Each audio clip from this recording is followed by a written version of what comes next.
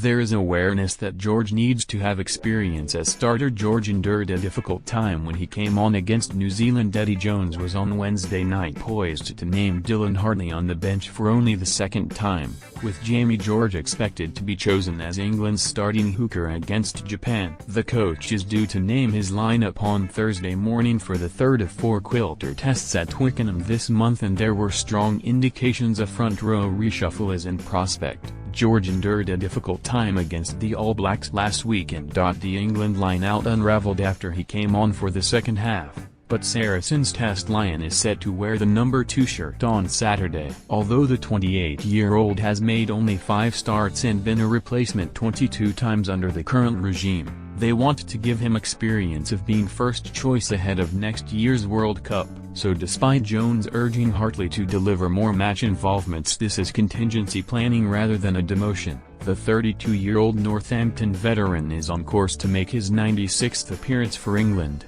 as a late arrival for a change. Hartley has started 28 times in his 29 Test appearances as Jones's trusted leader. The only time he has been among the reserves was a year ago, for another fixture against Tier 2 opposition when Samoa came to Twickenham. One major consequence will be to leave Owen Farrell as sole captain. He has been sharing the job with Hartley for this autumn campaign, but now the playmaker will take on the official leadership duties for the first time in a home test, having assumed the role in Paris during the last 6 Nations and again in South Africa on the summer tour. At this stage, there is no obvious suggestion Hartley is being phased out.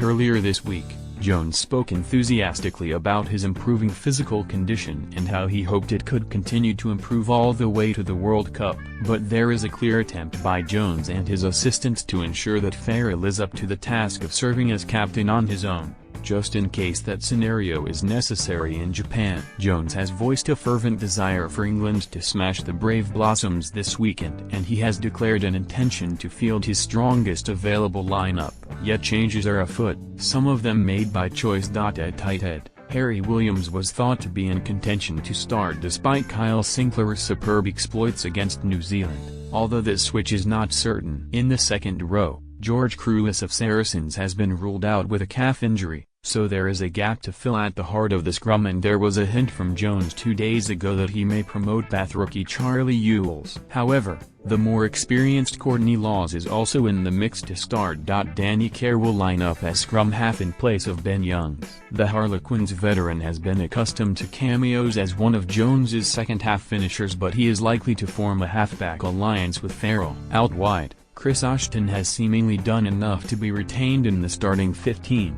after his Twickenham comeback last weekend yielded an early try. But another blast from the past, Leicester centre Manu Tuilagi, is still not quite fit and is pushing to play against Australia on November 24.